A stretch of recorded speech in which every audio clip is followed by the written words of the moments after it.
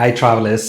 ഒരു European trip നമ്മൾ prefer ചെയ്യുമ്പോൾ തന്നെ അതിൽ ഇമ്പോർട്ടൻ്റ് ആയിട്ട് വരേണ്ട ഒരു രാജ്യമാണ് ഇറ്റലി. ഇറ്റലിയിൽ നമ്മൾ പോവുകയാണെങ്കിൽ മസ്റ്റായിട്ട് കാണേണ്ട അല്ലെങ്കിൽ എൻജോയ് ചെയ്യേണ്ട കുറച്ച് കാര്യങ്ങളാണ് ഞാൻ പറയുന്നത്.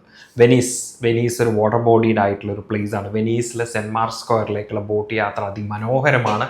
സെൻറ്റ് മാർക്ക് സ്ക്വയറിൽ എത്തിയതിന് ശേഷം അവിടെയുള്ള ചെറിയ കടകളിൽ നിന്ന് കഴിക്കുന്ന ടേസ്റ്റി ആയിട്ടുള്ള ഫുഡുകൾ, ഗലാറ്റെ പോലുള്ള ഐസ്ക്രീംസ് അല്ലെങ്കിൽ പിസ്സ, പാസ്ത ഇങ്ങനെയുള്ള items, differently mouth watering cuisines ഉള്ള ഒരു സ്ഥലമാണ് വെനീസ്.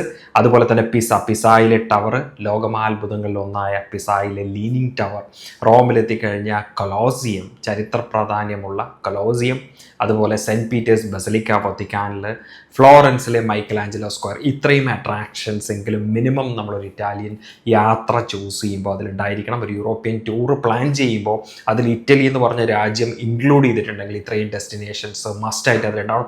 അത് കൂടാതെ തന്നെ നമുക്ക് ഒരു ഓപ്ഷണലായിട്ട് അല്ലെങ്കിൽ അഡീഷണൽ ആയിട്ട് ആ പാക്കേജിലൊരു ഇറ്റാലിയൻ ട്രെയിൻ യാത്ര കൂടെ ഉൾപ്പെടുവാണെങ്കിൽ അത് അടിപൊളിയായിരിക്കും. അതിലൊരു റീസൺ ഇതാണ്, കംഫർട്ടബിളായിട്ട് കുറച്ചുകൂടെ നമുക്ക് സമയം കിട്ടണം.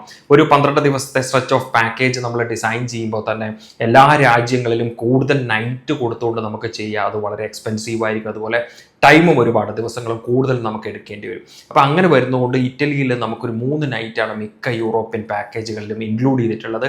അപ്പോൾ ഒരു ട്രെയിൻ യാത്ര നമ്മൾ സ്ട്രെച്ച് ചെയ്യുമ്പോൾ കുറേ കൂടെ റിലാക്സ്ഡ് ആയിട്ട് നമുക്ക് റോം കാണാൻ പറ്റുന്നു എന്നുള്ളതാണ് അതിൻ്റെ ഒരു പ്ലസ് പോയിന്റ്. അത് ഫ്ലോറൻസിൽ നിന്ന് എടുക്കാം, നമുക്ക് പിസായിൽ നിന്ന് എടുക്കാം, മിലാനിൽ നിന്ന് എടുക്കാം. ഫ്ലോറൻസ് ടു റോം ആണ് ഏറ്റവും കംഫർട്ടബിൾ. 1.25 മണിക്കൂർ, 1 മണിക്കൂർ 45 മിനിറ്റ്സ് കൊണ്ട് ഫ്ലോറൻസിൽ നിന്ന് റോമിൽ എത്തുന്ന തരത്തിലുള്ള ഫാസ്റ്റ് ആയിട്ടുള്ള ട്രെയിൻസ് ഉണ്ട്.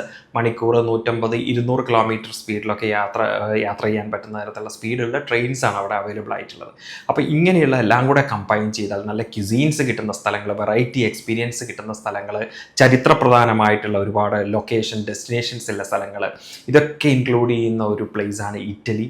അപ്പോൾ must see destinations and Italy complete ആയിട്ട് കാണാം. നമ്മൾ ജസ്റ്റ് ടച്ച് ആൻഡ് ഗോ പോലെ ഏതെങ്കിലും ഇറ്റലിയിൽ ഒരു സിറ്റിയിൽ പോയി തിരിച്ചു പോകുന്നതിന് പകരം കംപ്ലീറ്റ് ആയിട്ട് നമുക്ക് കംഫർട്ടബിൾ ആയിട്ട് ഇറ്റലി കണ്ട് തിരിച്ചു പോകുന്ന ഒരു എക്സ്പീരിയൻസ് തീർച്ചയായിട്ടും നമുക്ക് വേണം നമ്മുടെ യൂറോപ്യൻ യാത്രകളിൽ.